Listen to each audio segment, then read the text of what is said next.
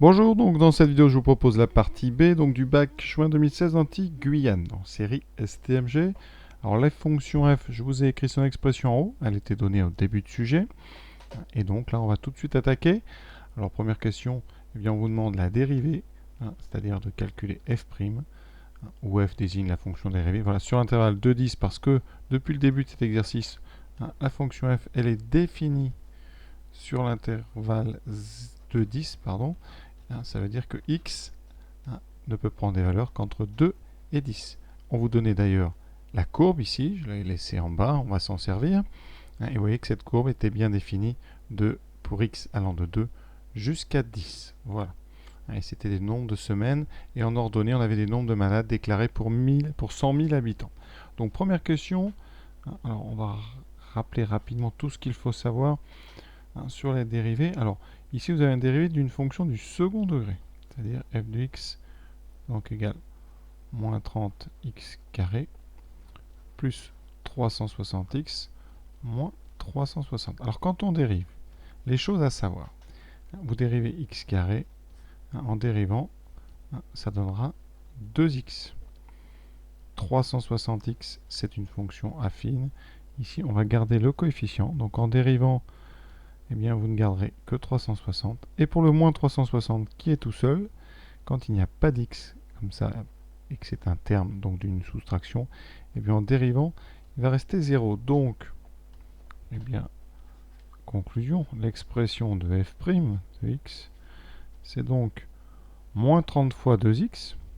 Donc vous gardez le moins 30 et vous multipliez par la dérivée de x2 qui est 2x, plus 360. On a dit, quand on a des x, on ne garde que le coefficient de x, et ensuite moins 360 donne 0. Donc conclusion, f', c'est donc moins 30 fois 2, moins 60, x plus 360. Voilà. Et question un petit peu plus difficile, évidemment, on va vous demander de résoudre f' de x positif. Donc f' de x supérieur ou égal à 0, ça équivaut, alors le symbole équivaut, c'est cette double flèche, sinon vous écrivez équivaut, ça équivaut à donc moins 60x plus 360 supérieur ou égal à 0. Ceci, ça s'appelle, je pense que vous le savez, une inéquation. Et elle est du premier degré. Donc quand on a une inéquation du premier degré à résoudre, eh bien, on fait ce qu'on appelle, on isole x, c'est-à-dire qu'il faut laisser x tout seul à gauche.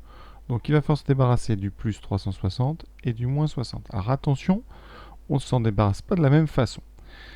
Ici, vous avez un plus entre moins 60x et 360. Donc on va commencer par ce 360, et pour le faire disparaître, eh bien, si vous avez plus 360, vous allez devoir faire moins 360 des deux côtés. C'est-à-dire vous faites plus 360, voilà, et vous faites donc moins 360 à gauche et moins 360 à droite.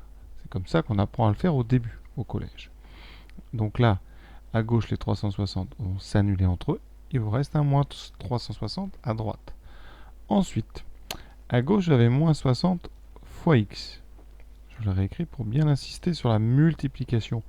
Et bien pour enlever ce 60, il va falloir diviser par 60, parce que c'est une multiplication. Donc on va diviser des deux côtés par moins 60.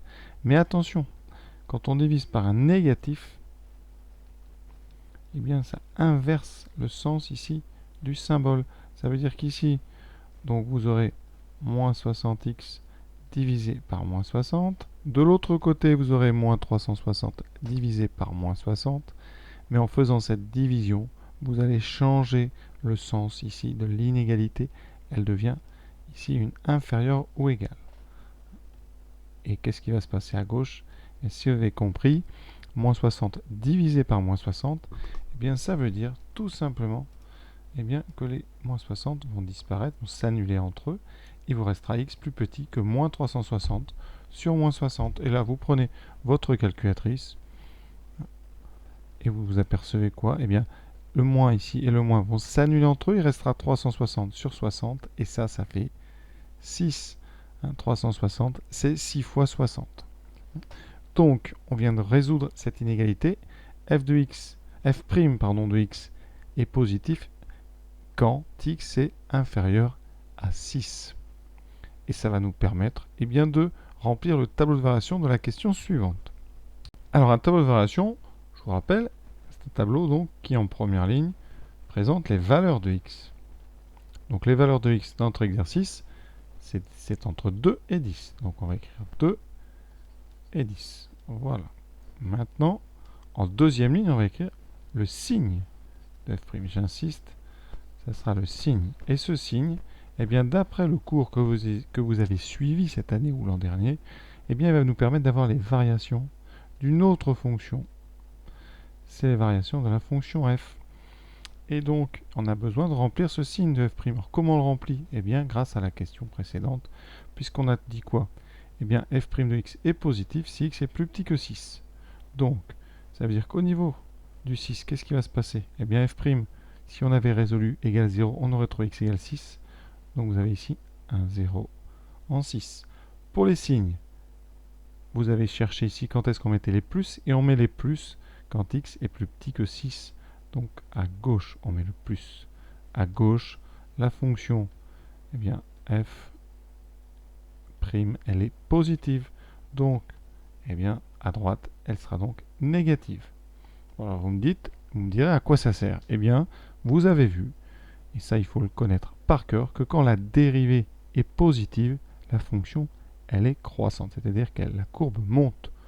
Et quand la dérivée est négative, la courbe, eh bien, elle va descendre. C'est exactement ce qu'on a sur le schéma. Vous voyez, une montée. Ici, un sommet qui se situe en 6. Donc, on retrouve bien notre 6. Et ensuite, une fonction qui va être décroissante. Donc, une courbe qui va descendre. Voilà. Et on a bien répondu à la question.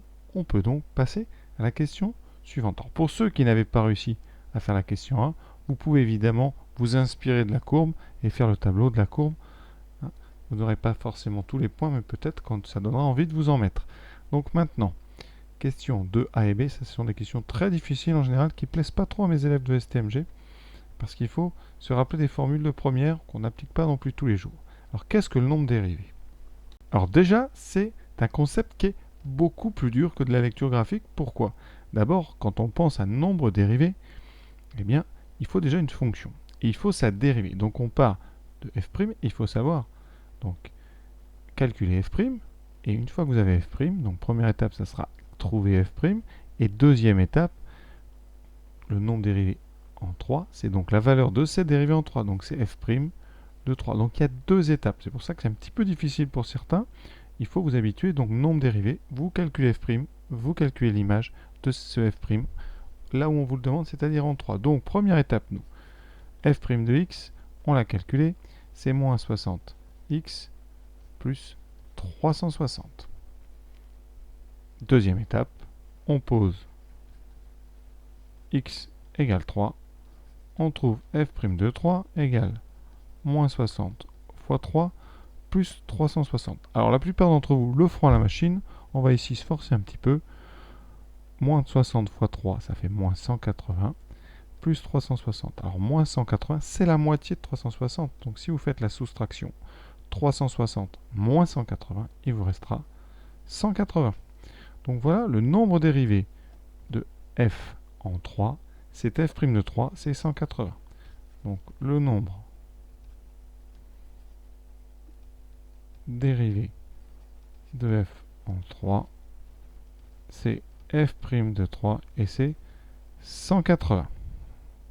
Alors la question suivante, on peut la faire de plusieurs façons. On vous demande de tracer la tangente AC, alors je vais mettre ça en jaune, tangente AC au point d'abscisse 3. Ça tombe bien, on vient de parler de 3, donc il doit y avoir un lien.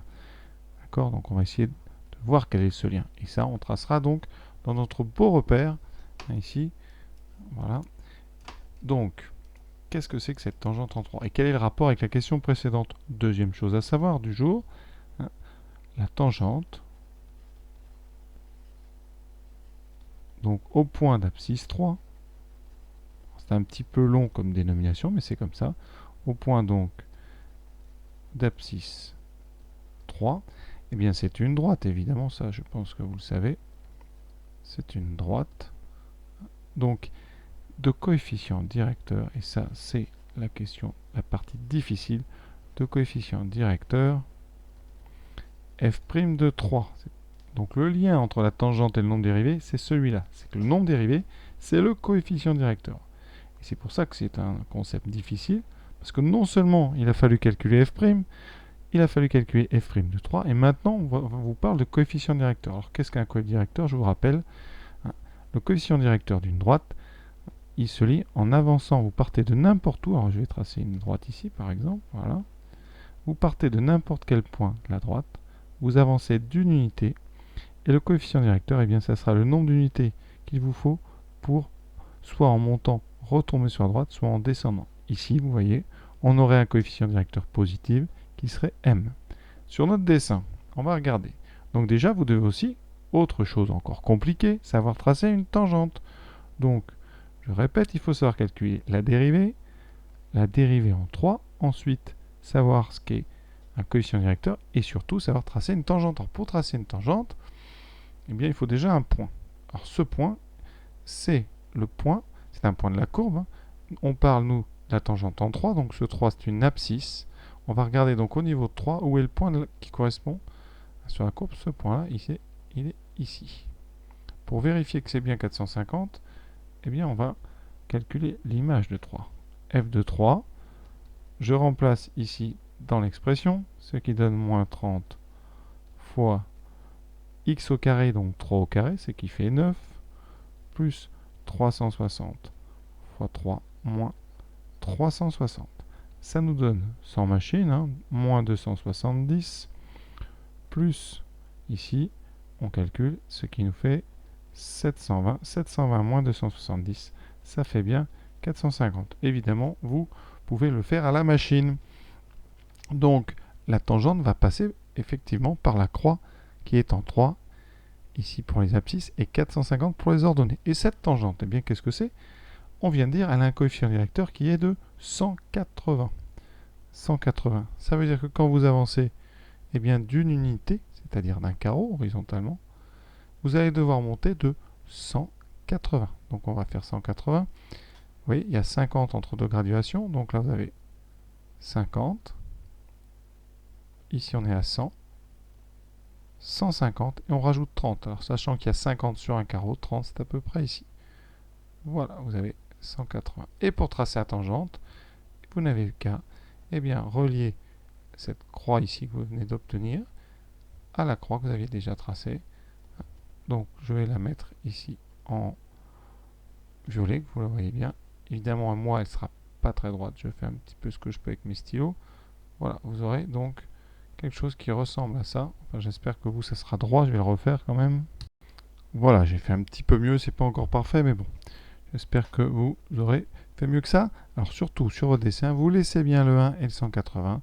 Et vous laissez donc bien la croix ici, qui est en 3, 450. Alors, il existe une deuxième méthode. Mais cette méthode, elle nécessite que vous appreniez la formule.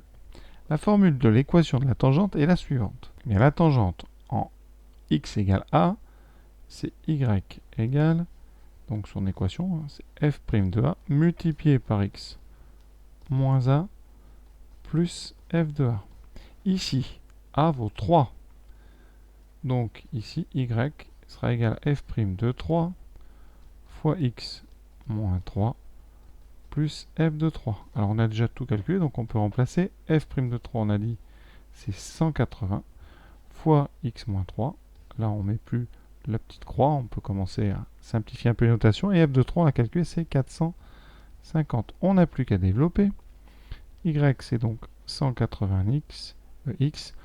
Ensuite 3 fois 180 qui fera donc 540. Donc moins 540 plus 450, et donc l'équation finale, je vais la noter à côté, ici, ça sera y égale 180x, 450 moins 540, moins 90. Et là, vous n'avez plus qu'à placer des points et les relier. Alors, comme valeur de x, obligatoirement, vous prenez 3, puisque c'est en 3 qu'on regarde. En 3, quand vous remplacez, si le travail est bien fait, vous trouverez 450. On le sait puisqu'elle passe par la croix verte. Alors pour vérifier, je vais le faire quand même. 180 fois 3 moins 90, ça fait 3 fois donc 18 qui fait 540 moins 90, c'est bien 450. Donc on a déjà notre première croix. Deuxième croix, eh bien vous prenez en 4.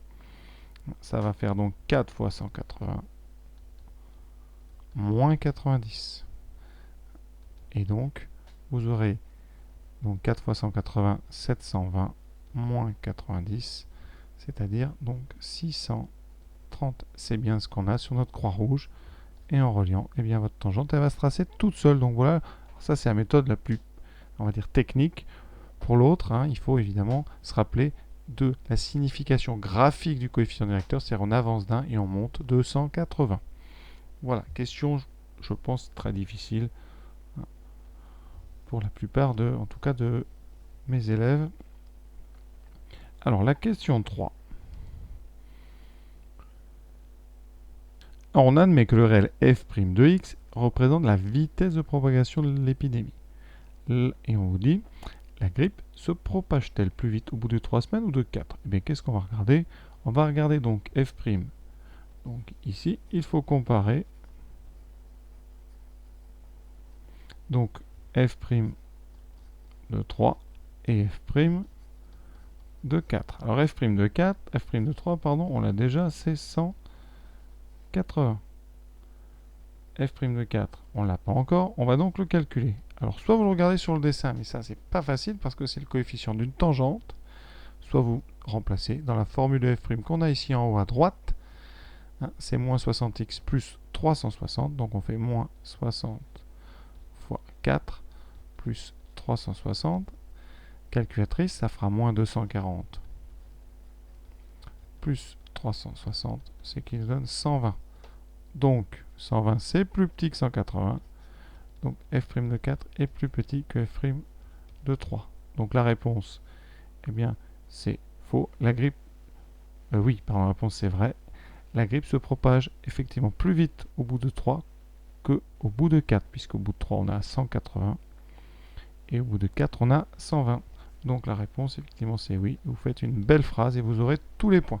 Donc, bilan de cette petite partie. Alors, première question A et B classique. Calculer le nombre dérivé, bon ça c'est faisable.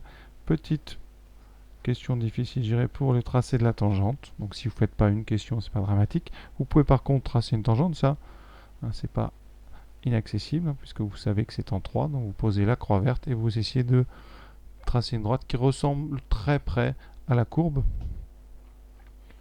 Alors pour ça, je vais vous montrer une petite astuce. Alors comment on trace une tangente? Première étape, il faut savoir où est-ce qu'on la trace, en quel point. Ici, c'est le point 3. Donc vous allez placer votre croix ici en 3. Vous devez ensuite tracer une droite qui ressemble beaucoup à la courbe quand on est très près de la croix. Mais ce que vous faites, eh bien, vous allez placer ici deux points qui sont très près de la croix ici. Vous prenez une règle et vous reliez ces deux points et vous poursuivez ensuite à la règle. Évidemment, il vous faut une règle mieux que la mienne et vous aurez comme ça la tangente qui va se dessiner de façon très précise. Donc voilà mon petit conseil du jour. En tout cas, j'espère que ça vous a plu, que vous n'avez pas trouvé ça trop dur. Voilà, et je vous souhaite une bonne fin de journée à tous.